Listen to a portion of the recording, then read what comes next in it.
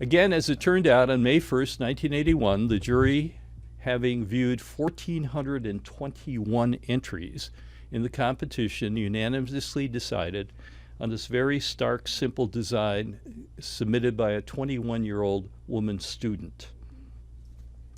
Now, we'd expected any opposition to the memorial to come from the anti-war and liberal elements of society, and to our surprise and shock, it came mainly from conservatives, including powerful and influential individuals like billionaire Ross Perot, James Webb, who's now currently a presidential candidate, columnist Pat Buchanan, the novelist Tom Wolfe. There were some congressmen, some senators, some members of the staff of the Heritage Foundation, some members of the staff of the Secretary of Interior. They, in my opinion, had envisioned the memorial as a vehicle to justify the war and rebuke the anti-war movement and celebrate heroism and glory. Thusly, they saw the competition-winning design as a betrayal. At first glance, their negative perception might have been understandable. After all, in contrast to the gleaming white tower of the Washington Monument, this thing was black and receded into the ground. Secondly, it constituted a space for contemplation rather than an object or a building or any other monument to glory.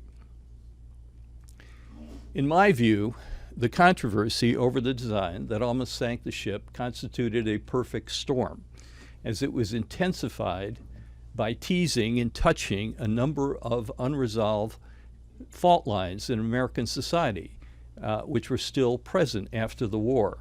Now, these included the question of whether the war itself was right or wrong.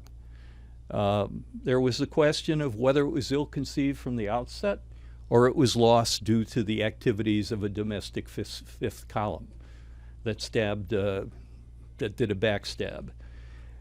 Also, the issue was whether the veterans and dead could be honored, regardless of whether the war was right or wrong.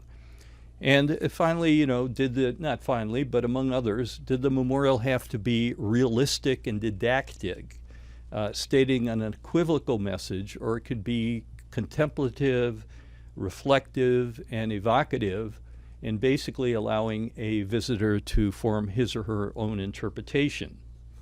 And another sore point touched by the controversy involved race. Was it appropriate for a person of Asian descent to design a memorial to men and women who fought against Asians?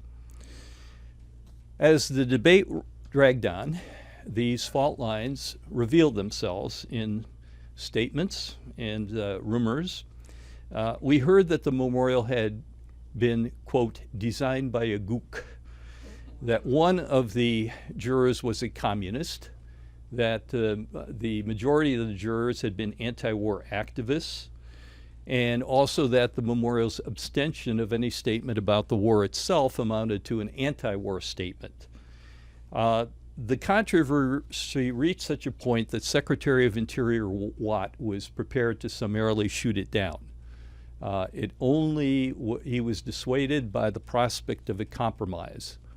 And how we achieved that, of course, is laid out in my book.